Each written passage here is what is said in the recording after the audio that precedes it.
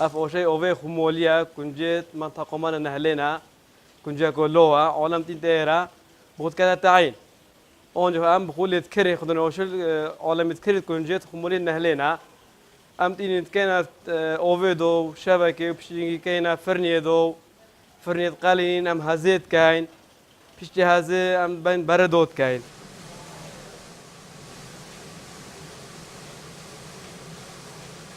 عالم قال طلب السبت عيني هاي يعني عالم بخو زخرو دهوكرو هم عادو تتافو اوشو يعني بخو تعينو خموليد بعد بري خد كنجاكو صوفيا تشتهل نو كان يعني كنجاكو قال كلها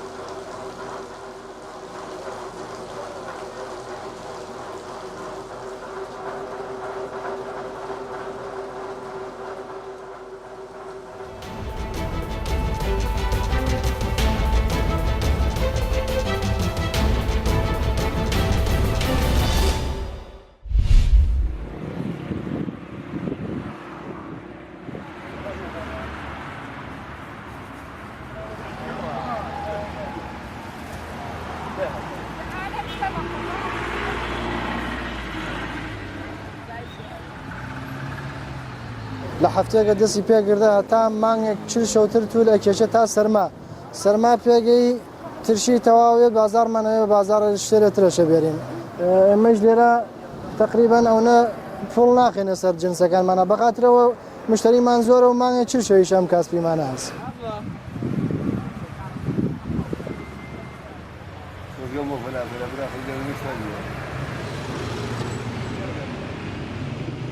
وسائل ترشيه مال ده بانشو اللي برئيسو ايتيرين حتى اول زمسار يتم مردمش دانا وتين بولا من خريده كان كم يا زور كرف سرين ساين خلايا سرقه كان يجين خزوان وروميه او جوره شو بيبارو كان محليه هويج كلارم بين جانا رشيد منطقه الرستانه اللوانويات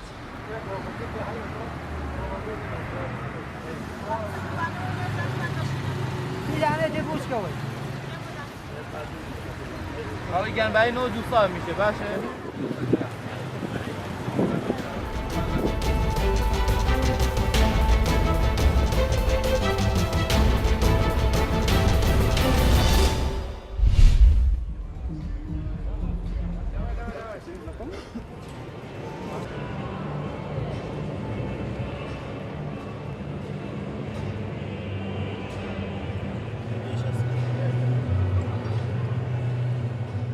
Это ежегодное мероприятие, которое собирает кучу машин классического поколения «Жигулей» с 1 по 7.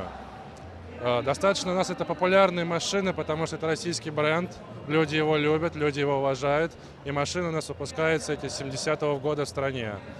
На выставке у нас представлены различные машины, то есть от таких как гражданские до тех машин, которые участвуют в соревнованиях, они подготовлены, у них не свои моторы, они стоят очень дорого, они очень красивые.